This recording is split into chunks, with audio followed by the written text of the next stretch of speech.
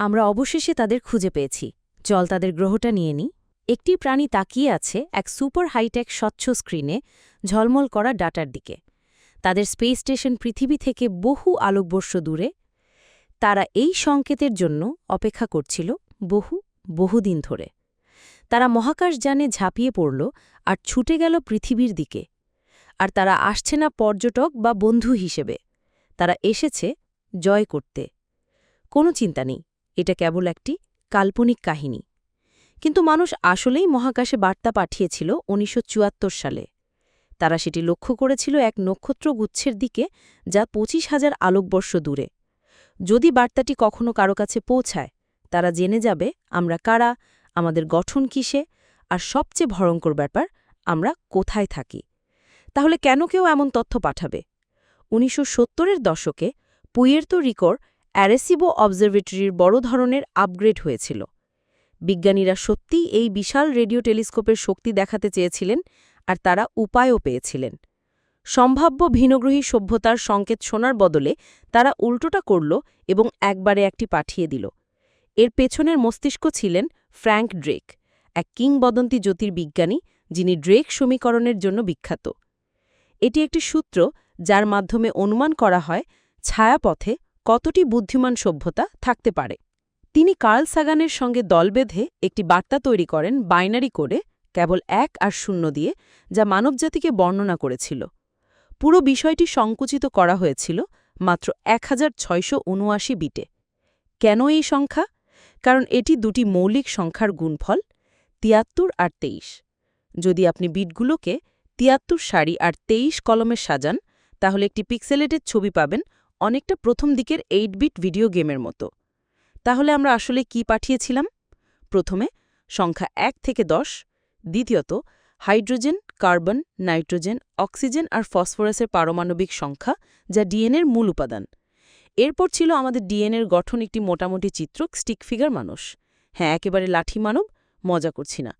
তারপর ছিল আমাদের গড় উচ্চতা আর সেই সময়কার জনসংখ্যা, প্রায় ৪.৩ বিলিয়ন। ও হ্যাঁ, তারা আমাদের গ্রহের অবস্থানও দিয়েছিল সৌরজগতের একটি চিত্রে, আর অ্যারেসিবো টেলিস্কোপের একটি অঙ্কনও দিয়েছিল। তারা বার্তাটি লক্ষ্য করেছিল মেশিয়ার ১৩-র দিকে।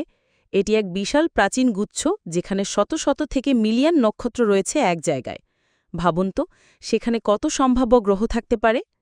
এই গুচ্ছ প্রায় ২৫,০০০ আলোকবর্ষ দূরে, মানে বার্তাটি পৌঁছাতে সময় লাগবে ২৫,০০০ বছর, আর উত্তর এলে সেটি পৌঁছাতে লাগবে আরও ২৫,০০০ বছর। তাহলে বাস্তবিকভাবে আমরা কোনো নতুন নাম্বার, কে তুমি ধরনের মেসেজ ভিনগ্রহীদের কাছ থেকে এত তাড়াতাড়ি পাচ্ছি না।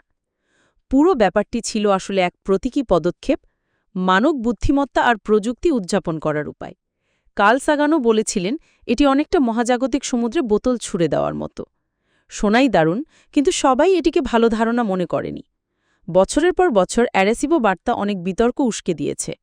কারণ ব্যাপারটা হলো, যদি কেউ আমাদের শোনে, আর যদি তারা বন্ধুভাবনাপন্ন না হয়। ইতিহাসের অন্যতম মেধাবী পদার্থবিদ স্টিফেন হকিং বিখ্যাতভাবে সতর্ক করেছিলেন ভিনগ্রহী সভ্যতার সঙ্গে সক্রিয়ভাবে যোগাযোগ করার বিপক্ষে। তিনি বলেছিলেন, উন্নত সভ্যতা যখন পৃথিবীতে কম উন্নত সভ্যতার সঙ্গে মিলিত হয়েছে, প্রায়শই খারাপভাবে শেষ হয়েছে। আর খারাপ বলতে ভয়ঙ্কর সব জিনিস, যেমন উপনিবেশ স্থাপন আর বহু মানুষের জীবনহানি।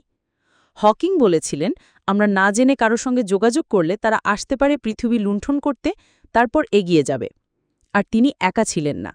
আধুনিক বহু বিজ্ঞানী মনে করেন যে গভীর মহাশূন্যের সংকেত পাঠানো বেপরোয়া কাজ।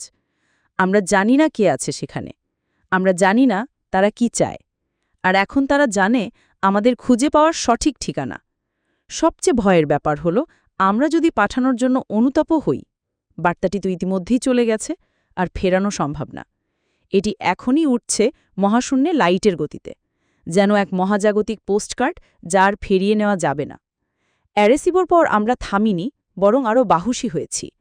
২০০৮ সালে বিজ্ঞানীরা একটি বিটলস গান মহাবিশ্বে পাঠিয়েছিল উত্তর তারার দিকে, যা পৃথিবী থেকে ৪৩৩ আলোকবর্ষ দূরে। গানটি আলোর গতিতে চলছে, আর এটি পৌঁছাবে ২৪৪১ সালে। বিজ্ঞানীরা গানটিকে ডিজিটাল ডাটা স্ট্রিমে রূপান্তরিত করেছিলেন, একের পর এক ০ আর ১-এ, আর সেটিকে রেডিও সিগন্যাল হিসেবে পাঠিয়েছিলেন মাদ্রিদের DSS-63 ডিশ দিয়ে। ওই ডিশ প্রায় স্ট্যাচু অফ লিবার্টির 3/4 উচ্চতার সমান। এবং এটি ছিল না মহাশূন্যে সঙ্গীত পাঠানোর প্রথম ঘটনা।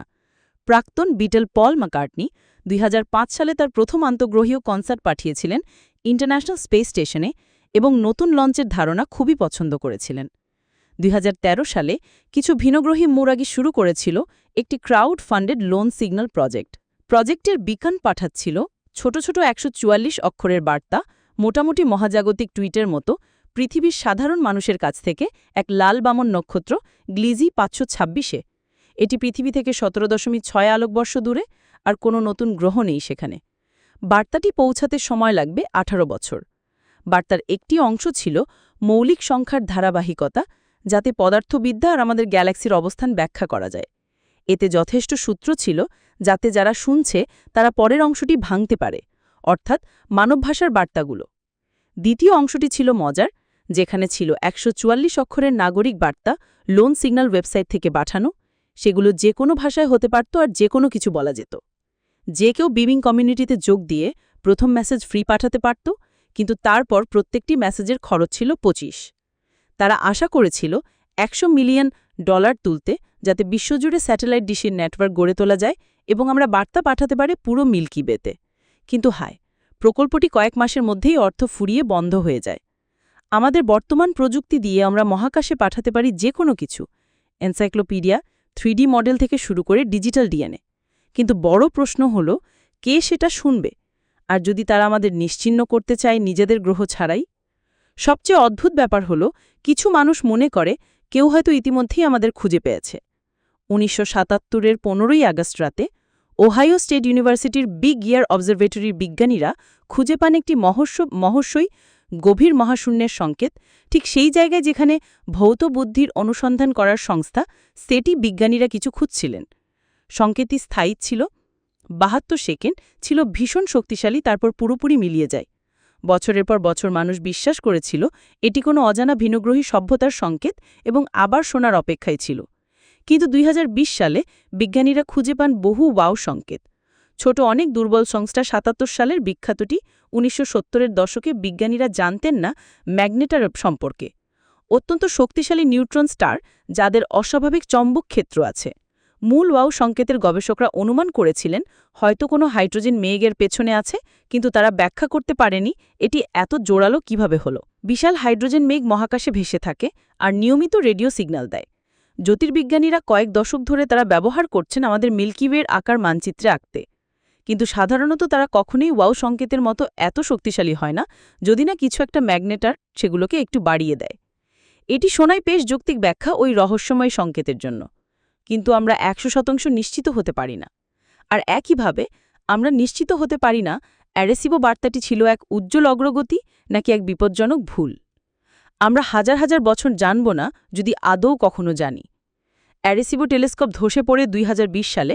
প্রায় 60 বছর মহাকাশ অন্বেষণের পর বিশাল ডিশটি ভেঙে যায় আর পরে ভেঙে ফেলা হয়। কিন্তু বার্তাটি এখনও বেঁচে আছে। এটি এখনও উঠছে মহাশূন্যে, অচেনা তারকাপুঞ্জ পাড়িয়ে। ভাবুন তো, হয়তো একদিন কেউ সেটা শুনবে এবং হয়তো তারা এমন কিছু দিয়ে উত্তর দেবে যা আমরা শতাব্দী ধরে দেখে আসছি। তুমি একা নও। আজকের মতো এটাই। তাহলে যদি তুমি কৌতূহল মেটাতে পেরে থাকো, তাহলে ভিডিওটিকে লাইক দাও এবং বন্ধুদের সঙ্গে শেয়ার